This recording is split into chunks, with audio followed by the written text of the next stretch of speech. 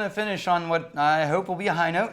Whiskey Bolt, by the way. Thanks to now Trash Titan. You didn't know because, you know what? People may not have known because it may have been the autoplay. Oh, the first thing. Yeah, they don't know. yeah, This is the Whiskey Vault. Yeah, so you didn't, yeah.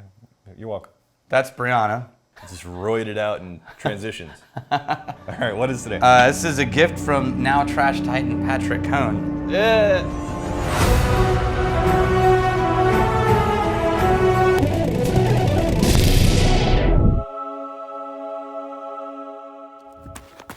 We ran out of an effects budget. What do we do?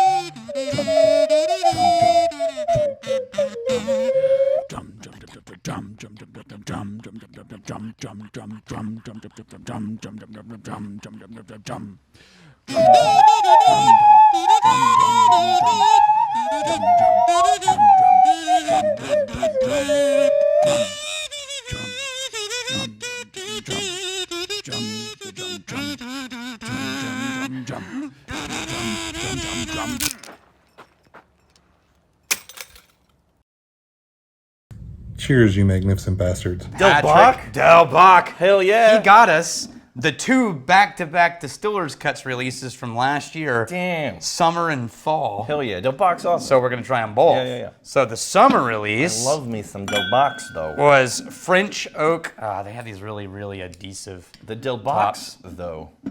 I can go. You want me to go raw dog? Yeah, but it just leaves gummy stuff all over the bottle and the cork. Oh, yeah. That's kind of exactly what's happening. Yeah. That's what happens when you go raw dog. The gummy stuff all over. All right, that's summer on the left, fall on the right. Okay, so this is Summer's Cut, one on the left, is their single malt, aged in French oak Sauterne barrels, dessert wine. Ooh, it smells good. Dense and silky. And It's not oaky. What is that? What is that? no, wood no, character? What is that wood character? it's like a incense stick. Okay. So I was just in a witchery last week. Guy. In Galveston. There's a witchery in Galveston. And they had this whole corner of like all these incense. And what I find is that the more you smell incense and sticks, the more they all start to run together. Oh yeah, no, it's a definitely thing. Yeah. Yeah, so they all have like a 50% baseline. And I'm smelling the baseline of this like dense, woody, oily, incensey kind of thing. Then there's all these fruit notes floating around on top of that, like peaches. There's a stewed fruits. There's like some stewed apples, some stewed peaches. A little bit of like, I don't know what that wood is, man. One might say millions of peaches. Peaches for free. One might say. No. Peaches for you. Peaches for me. What a weird song to get as a hit. Like what a weird band name Right. to have a hit. Yeah. What was the band name? It's like Presidents. Of the United States of America. Yeah. That would be. I would be. It'd be very hard to Google. It would never work these days. I would be pretty into like if I had a band and we're playing a certain kind of music and just screwing around. Yeah, let's do a song about peaches. Yeah, that'd be fun. It blows up. And that's now it. And then That's all you people will be got. like, oh, this band, the Presidents of the United States of America, I want to check out their music because I love, what the hell is that? Yeah. Okay. Okay, before I try it, I'm going to switch to the nose Okay. on the fall. The fall A little AD? is single malt aged in High West rye whiskey barrels. Okay. Different. This is a little bit more tight on the nose. It's not giving me as much. And this wasn't just jumping out of the glass in the first place. No, but it does feel more like an opened flower, whereas this feels more like this dense note that's sort of you're back saying- there somewhere. This one's opened flower. This one's a little more closed up, Yeah, but tight. you know something's there. And it does smell a little more spicy. Yeah, it's probably the rye. Mm-hmm. So And both are very nice. First impressions, I like what I am experiencing on the nose. Me too. But I am a little surprised at how tight this one is and how this has some character, but it's not jumping out of the glass. Both are pretty closed off, considering how dark the color is. I think it's the sugars of the wine cask versus the dryness of the rye barrel. Okay. Compared to considering the colors, I would expect a lot more of things just kind of really chomping at the bit to throw me some flavors and some layers. All right, what do you want to start? I'm going to start with the rye, actually, the full. The tight one? Because I feel like the desserty finish is going to sort of blow out our palates.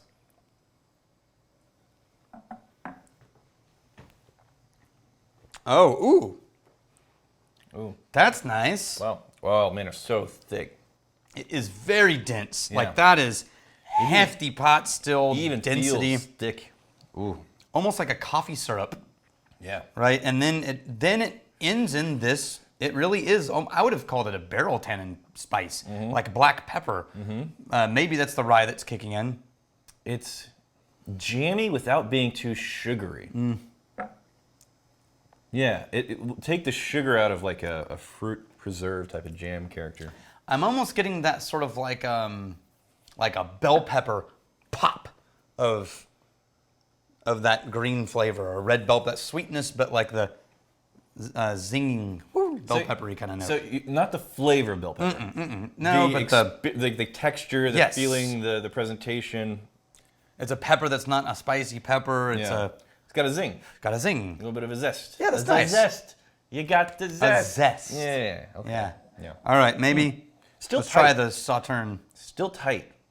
Yeah, More like so a than- tiger. More so than you would expect from, again, the color. Oh, damn! I like that one. Yeah, that's the one. Okay, the High West is good. It's a very quality whiskey. Yeah. But that Sauterne. That's the How Dare You whiskey. Ah. So, desserty, Wow. desserty, not in an overly sugared way, but in just in a rich, thick, Guys. dense, But. All right. potent. Wow. That must have been fun to land on. Can you imagine when you were in the blending room and you finally arrived at this and you were, I mean, that's such a reward. That's all of those dark fruit plum and 57%. almost raisin, but more apricot and plum. Yeah, and it's stewed in there. You got the dark. oh, it's just rich. And again, so you know what we have to do. I predict this is the kind of whiskey that it will change dramatically. This is what I'm hoping is going to happen with water. I'm hoping that the tightness, because even as kind of closed off as it is, the outer layers of this, you get a sense that there's a lot more deep down, but even the the rye? outer layers are beautiful. Okay. Beautiful. Oh, yeah, there we go. There we go. Yeah, what did it give up on the nose? It wasn't sugar or super sweet fruity. Open something up. It's earth. It's like damp wood. Yeah, but not funky. No. It's clean. Just like the way you want to walk into a rich forest. Like I remember the first time I walked into the Pacific Northwest forest. I pulled over on the highway. Yeah. Like it was the first time I'd really done, and with a memory of it. I was driving and I'm looking over and I'm just seeing the kind of forest where you expect to see Bigfoot, right? Like it wouldn't surprise you at all. And I thought, screw it, I'm gonna pull over. So I pulled over and I just walked into the woods. And I remember thinking, this is what a forest is supposed to smell like. Like I grew up in the woods in Texas. Yeah, it's dust and juniper. Yeah, but this is what forest is supposed to smell like. And it's that kind of like rich, loamy earthiness that's not damp or decay. Even the petrichor funk, I don't get that. It's just a clean, wooded area. Now, the other side of the forest is a bakery specializing in fruit-filled pastries. Oh, you mean kolaches? Yeah, but is that like a known, is that a widely known thing, or is that kind of regional? No, that's southern. That's Czech, actually, but yeah. Yeah, you it can comes find from it in Texas. Texas. I liked it better without the cut of water, but I like it with the water too. The water opened up more of the fruits. I like the nose better with water. The taste, there's a lot of that really simultaneously nuanced and subtle, but also thick and dense. Yeah, the It, like- pastry took over. Yeah. Once the water was Okay, added all right. on the palate. Going back to the rye, though. Why did we do these at the same time? Because there's no way anyone's ever going to be able to get anything, and it's the same. And I wanted to see the difference between the two releases by the same distillers, what they thought would be cool. Okay, I got to do a little water on that. I'm still getting the same things. The wood is more present on the rye barrel finish. All right. I mean, for obvious reasons. It woke up the Still ethanol. good, though. Woke up the ethanol a lot. Whoa, yes, it did. It got punchy. Now it smells like that proof on the bottle. Yeah. And then there's a vanilla note. I never spill. Can't believe you did that. Got aggressive, I guess. I didn't think I did, but There is a vanilla note that I wasn't getting before, mixed with a little bit of a honey. But those are very familiar notes. The things that I liked about it weren't familiar before I put it in water. oh, hey, it's a softer sweetness now on the palate, Opened up. and it's got that citrus. You know that zing or the zest that we talked about. Yeah. That zest became a candied zest, like a candied lemon peel. That's interesting. So this one, High West rye barrel. yeah, this one, you put water in there, and the nose, it didn't improve the nose. No. It's too ethanol. But the taste, we're talking about how tight it was. Yeah. It did loosen up a lot of those flavors. It's candied ginger. You get ginger there? Yeah, candied ginger. Ginger. Well, ginger's a very, very strong and very specific flavor. Yeah, a hint of candied gingers, like the chewy ones you get in Trader Joe's. I don't know. Yeah, for me that's what it is. To me, it's presenting as kind of that rye, spicy character. I don't know if it's ginger for me. This one, it was the reverse. Mm-hmm. Yeah, this one, the flavor really Softened. didn't improve, but the nose is like, oh, it did some stuff. Interesting. Yeah, But I it's liked still it. going back. This is my preferred one. If I'm just drinking it as is in a bottle, I'd agree.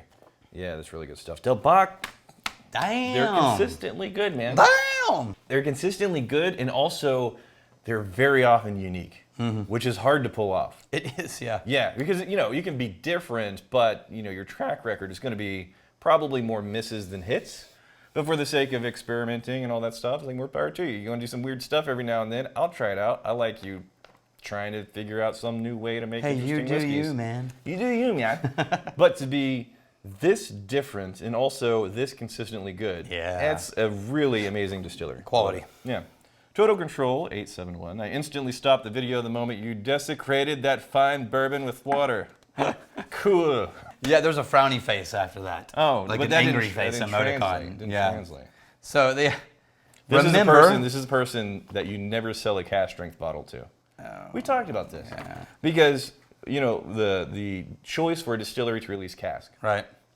Very often, a cask strength bottling isn't going to be the perfect proof for those flavors. Yeah. Usually, there's going to be more interesting, complex, beautiful things happening.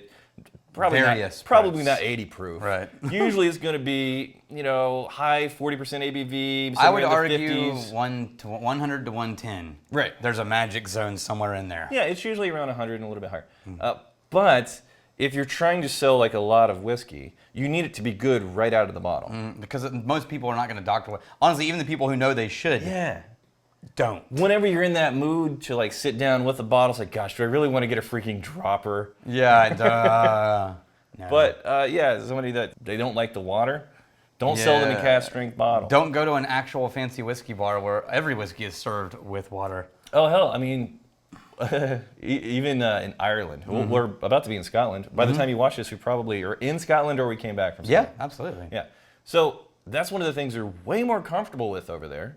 Yeah. Is they'll have like a thing of water with your whiskey, and that water is intended to be mixed with the whiskey while you're sitting there. To your preference. Yeah.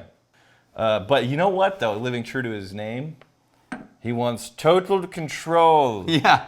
871. I just think it's amazing that there were 870 people before him who also wanted total control. It'd be very Someone's going to have to come out on top. It'd be very funny if we started with total control 001. No. Total control 002. No.